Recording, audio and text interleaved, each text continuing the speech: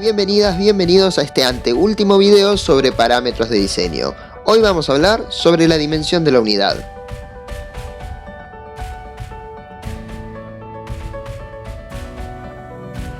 Bien, hasta ahora nosotros estuvimos discutiendo cómo podemos agrupar a esos puestos que ya diseñamos y que ya pensamos. Discutimos las diferentes bases de agrupamiento con las que cuentan las personas encargadas del diseño de la estructura organizacional y también qué criterios deberían tener en cuenta al momento de elegir la mejor base que se ajuste a ese diseño que están pensando darle a la estructura. Hablamos de diferentes maneras de agrupar a los puestos en unidades de acuerdo a la corriente de trabajo, los procesos, a las funciones, a las tareas, al tiempo, al lugar donde se desarrollen esas tareas, entre otras.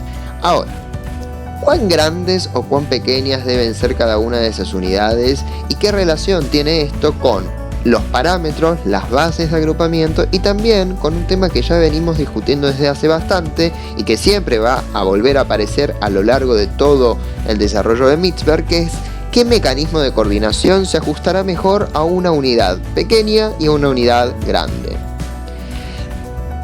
Avanzando un poco, vemos que Mitzberg nos plantea dos grandes máximas cuando habla del tamaño de la unidad, y la primera es que cuanto más grande sea esta unidad, mayor va a ser la presencia de mecanismos de coordinación que apelen a la estandarización o normalización. ¿Y por qué sucede esto? Básicamente, cuando nosotros pensamos en grandes unidades, estamos pensando en departamentos muy grandes dentro del organigrama de una organización. Eso quiere decir que van a tener muchos puestos al interior de cada unidad, muchos empleados, muchas empleadas, que cada una de esas personas va a tener que desempeñar diferentes tareas y va a estar comprendida a veces dentro de la misma corriente de trabajo o a veces en corrientes accesorias de trabajo. Si nosotros depositamos la coordinación del trabajo sobre un único supervisor o supervisora o sobre un grupo reducido de supervisor o supervisoras, en principio se hará muy dificultoso lograr coordinar de manera efectiva ese trabajo, cada una de las tareas y en última instancia el proceso productivo en su totalidad o el proceso de la corriente de trabajo en la que estemos interesados coordinar. Mientras que la normalización, la estandarización por destrezas, por procesos, genera un grado de autonomía por parte de cada una y cada uno de los empleados mucho mayor, logrando que se pueda prescindir de una supervisión directa, de una persona que se haga cargo y responsable de la tarea de los demás y tenga que ser esa persona quien advierta las, si se quiere, distancias respecto a lo que se pretende se esté haciendo.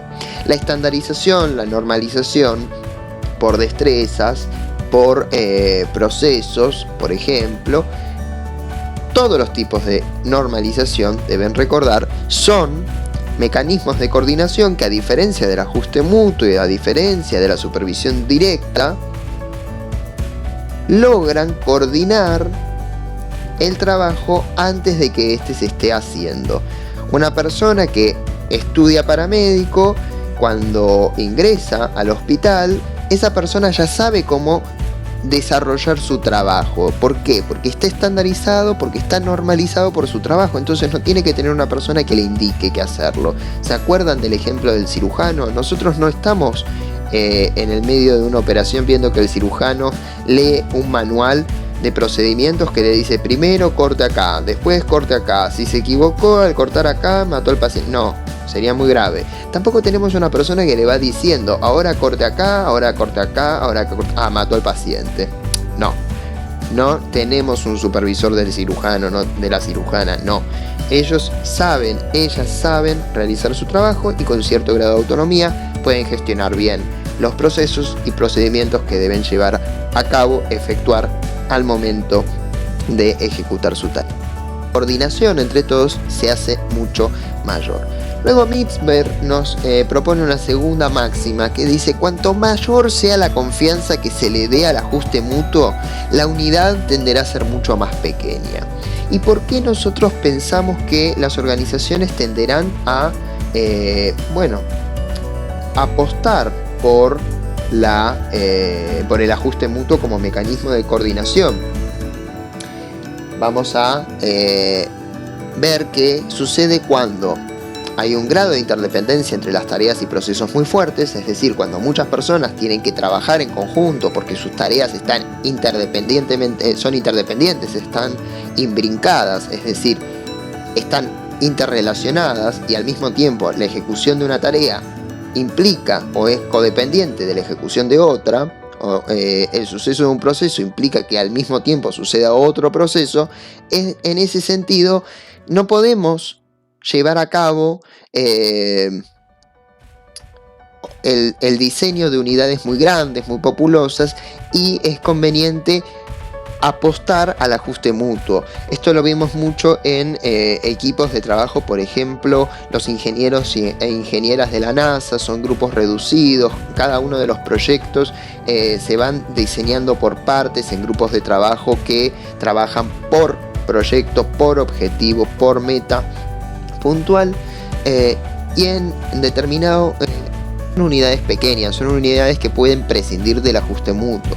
También se da cuando aparece algo que se denomina interdependencia compleja de las tareas. ¿Por qué hablamos de interdependencia compleja de tareas, o qué quiere decir que las tareas sean interdependientemente complejas? En principio, que el conocimiento necesario para la ejecución de esa tarea es muy complejo, y al mismo tiempo son recíprocamente dependientes, es decir, todas las tareas están relacionadas y fuertemente relacionadas, y son complejas en el sentido de los conocimientos que yo tengo que llevar a cabo. Por ejemplo, el trabajo en de un equipo de cirugía. Tenemos al anestesista, tenemos al instrumentista quirúrgico, al médico o a la médica que opera, y cada uno tiene tareas que están interdependientemente conectadas, son tareas que tienen una dependencia recíproca. Si no hay sedación, se opere, y si no hay instrumentista es muy difícil que se opere, y si no hay cirujano es muy difícil que se opere, y al mismo tiempo cada una de las tareas, la del instrumentista o el instrumentista, la de la anestesista o el anestesista, y la del cirujano o de la cirujana, son tareas que necesitan un alto nivel de conocimiento. ¿Sí? Respecto a las ventajas de las unidades pequeñas, cuando nosotros estamos trabajando en grupos pequeños, en unidades pequeñas que apuestan al ajuste mutuo, que prescinden de la estandarización, que prescinden de la supervisión directa, tenemos una vinculación con nuestros superiores jerárquicos directos mucho más cercana. Nuestro jefe, nuestra jefa trabaja con nosotros, comparte con nosotros mucho más tiempo, no está alejada o alejado en una oficina mirando planillas, sino que comparte, almuerza, cena. Es más familiar el entorno, y lo que genera esto es un sentimiento de seguridad mucho más grande por parte del personal, ¿no? Una sensación de seguridad fuerte, porque tienen acceso al gerente y pueden animarse a plantearle situaciones que quizá en organizaciones mucho más grandes, en unidades mucho más grandes, no tendrían. Hablarle al gerente en unidades pequeñas o supervisor o superior jerárquico inmediato es mucho más sencillo que en unidades más grandes. Al mismo tiempo, el que sean pequeñas estas unidades le hace perder responsabilidades de control al gerente, o mejor dicho, el tiempo que destinaría el gerente a controlar la actividad de cada uno y cada uno de los empleados y empleadas, ahora lo puede reasignar a otras tareas mucho mejores, como por ejemplo el contacto con los clientes o la toma de decisiones estratégicas dentro del sector. Existen desventajas, obviamente, de tener una unidad pequeña. En principio, la comunicación se empieza a desmejorar, porque surgen los rumores, porque surgen los microgrupos dentro del minigrupo, porque hay diferentes lealtades debidas, ¿no? Y al mismo tiempo, porque al tener tan cerca al gerente, al estar tan cómodo en la posición, estas unidades tienden a menoscabar la autonomía de los empleados y generan un fuerte sentido de frustración al que se suma la dificultad de autorrealizarse.